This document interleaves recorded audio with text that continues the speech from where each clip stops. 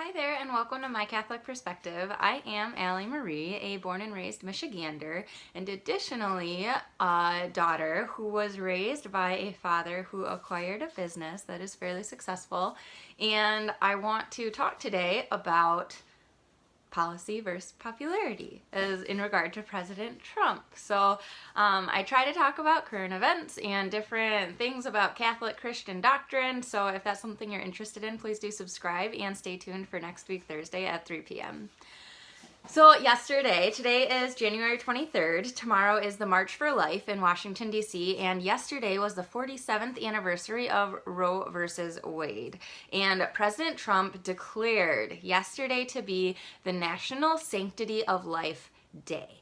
So President Trump obviously has some personality discrepancies that aren't very appealing to the general population. Like, he comes across as someone that might be difficult to have a relationship with, but, and obviously he's had like multiple marriages, but all those women did marry him in the first place. So it's kind of like he has some redeeming quality that causes him to be a person that people do want to be in a relationship with. That's not to justify, it's just to say the presidency in and of itself is not a personal relationship. It's not something that is like, how is this person going to fill my heart with the love and fulfillment that I need? It is who is going to implement the policies that I believe are going to best sustain our nation. So when it comes to the pro-life aspect, there are people who will say President Trump has not always been pro-life. He has been pro-choice in the past, and he's only doing this for political gain. What I have to say about that is I don't really care because it's still policy. From yesterday forward, like every single year, January 22nd is going to be the National Sanctity of Life Day. That can't be taken away. It can't be revoked. And so he has implemented something that will go on in perpetuity, and it will not just go away. So he has taken the stance. He's speaking at the March for Life tomorrow. The very first president, Vice President Pence was the first vice president a year or two ago to speak at the March for Life, and President Trump had he videoed in on for that one. But so tomorrow, it's President Trump's, he's the first president to ever speak at March for Life. And how substantial is that? Even if it's for political gain, which would be unfortunate, but even if it is, the presidency is a policy contest. It is not a personality contest. And as far as the policies that he is implementing, the Supreme Court judges that he is appointing, the things that are coming into play in his presidency as far as the policies go are so important. And I can get into taxes and I can get into all these other things, and it is absolutely important for all of us to take care of each other. That's why we are in community, because we are here for each other. I know that a lot of the low to some middle class, but mainly, there's that whole idea out there that we need to raise the taxes on the wealthy so that the poor do not have to pay into taxes anymore. And what ends up happening with that, so the owners of businesses have to pay salaries, and they can either have to pay that into taxes, or they can pay it into the salaries. They can reinvest it into their companies. And so when you start saying raise the taxes on the wealthy, it prohibits them from being able to expand their companies. You look at these companies that are doing less than $250,000 a year. Those are the companies that go bankrupt within a year because their taxes, their tax bracket is so high, they actually can't sustain their business. So with where it is, you can look at socialism, that is the direction that a lot of the left is going. You can look at saying, take it, Robin Hood style, take it from the wealthy and give it to the poor. And that's great in theory. Supposedly, I don't even think it's that good in theory, but people think it's good in theory. And there is not a socialistic or communistic country that has sustained itself. And our country, America, is rooted in capitalism. That is what This is what the American dream is to come here and pursue your dream and succeed at it. Not come to America, pursue your dream, and then give away 50% of it in taxes. It's just, it's crazy. And 50% is not, I'm not exaggerating with that. So I wanted to talk about just that whole policy versus personality contest, because this last election was really like a crap show. And it was crazy because it really was like people were looking at it more as a personality contest, when really we have to be looking at policies. And right now, the Democratic agenda is basically who can dislike Trump the most, who can disagree with Trump's policies the most. And that ends up not bringing about a positive and constructive conversation. I mean, on the left, I would say Tulsi is probably the one that I would be able to get behind the most. But there are still some things there. And when we look at the whole pro-life, pro-choice, like people say, don't be a one-issue voter. And yes, I totally agree. That's why we have multiple options for who is pro-life. And there are some Democratic candidates that could bring to the table. I mean, pro-life used to be a Democratic platform. Like, they talk about respecting the innocent and protecting the innocent and trying to make sure that all of humanity is equal. And then they have this little subset that actually goes against that general mindset, which ends up totally, it conflicts. And then on the Republican side, it's also the same way. You look at pro-gun laws. You know, they say, it's my house. I should be able to have this stuff because it's my body. The government should not be able to impose itself into my room. I should be able to have a gun in my bedroom. So that's the Republican side. So it would make more sense if the Republican mindset was actually pro-choice, because they'd be saying, stay out of my bedroom. This is my house. I should be able to have a gun here. And stay out of my body. This is my body. I should be able to do whatever I want.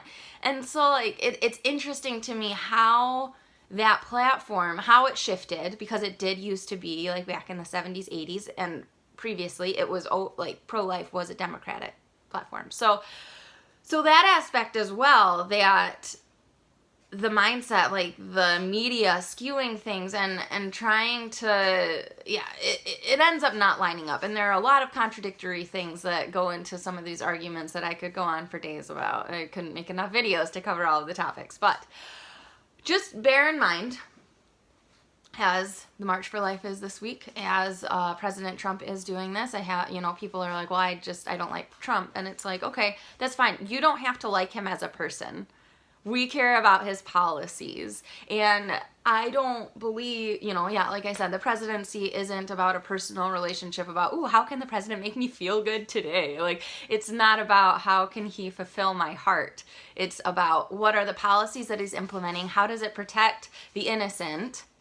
The whole slew of the innocent, right? There's unborn there. You look at the Border Patrol. People say, oh, he's not pro-life. He's killing kids at the border and separating parents. Well, okay, all of that has been an issue since Clinton was in office. And so you can try to blame it on Trump, but it's all about whose voice is the loudest. There weren't huge outcries when Clinton. It was happening under the Obama administration, and now Trump just happens to be drawing a line in the sand and saying there is no more illegal immigration. This is ridiculous. It's getting out of hand. We have to control this. And so now he's kind of at a standstill at how these policies were originally upheld, and now he's saying, well, we're actually going to uphold these and we're going to cut back on this. And this has been like the whole separation or whatever, the camps that they have and everything. I mean, the kids have food. They're making sure that these kids aren't being trafficked in, that they're actually with family, that they haven't been kidnapped and are coming in, because guess what? They don't have proper documentation. So how can they truly make sure that this kid isn't kidnapped and taken away? And the media, again, polarizes this issue and says, the Republicans don't care. They're putting these kids in cages and taking away. And it's like, that's not even the case. That's not what's happening. We've seen the photos to prove that the kids aren't in cages like that. But if they were, obviously something needs to be done. But to say that it's Trump's policies and he's the one that's implemented this and he's not pro-life because this is happening, is just, it's ignorant. naive, like false. I don't know what else to say. And so just bear in mind that the policy that he is doing to protect our country, like our country comes first and foremost. And there is a whole slew of reasons on why that is, why every country has borders. Like there's a reason for them. I mean, yeah. I don't know if you've ever been to Canada. I'm in Michigan, right? So I actually have a special like license that I don't have to have a passport to go to Canada because I can just go over the bridge. And but even there are all these checkpoints. There are borders. Like figuring out why you're coming into Canada is a big deal. And like there's just a lot that goes on there. And like every country protects their borders, and it's just how it is. Like, you know, you see the European Union, you see the United States, where when you go between the borders, it's not as, like, patrolled, right? Because we are of a unified mind.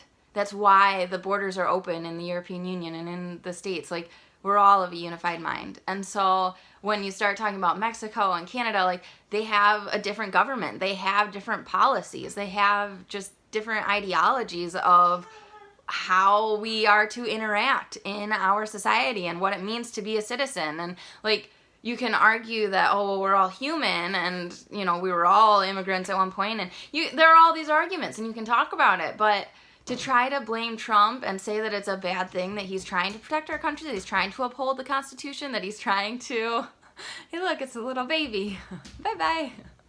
To try to say that all of that is going on is just, yeah, like I said, it's kind of like ignorant and somewhat like naive to just say that it's just starting now with Trump, because it's been going on. And yeah, so those are my thoughts for today.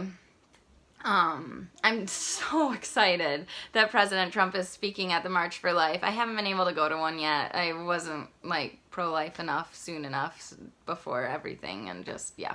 But I've always been there. I've always been praying. I watch it on TV every year. It just is, you know, I really commend all of those that are there because it's cold. And I'm just really excited to see what President Trump has to say tomorrow. I'm so grateful that he declared yesterday that National Sanctity of Life Day.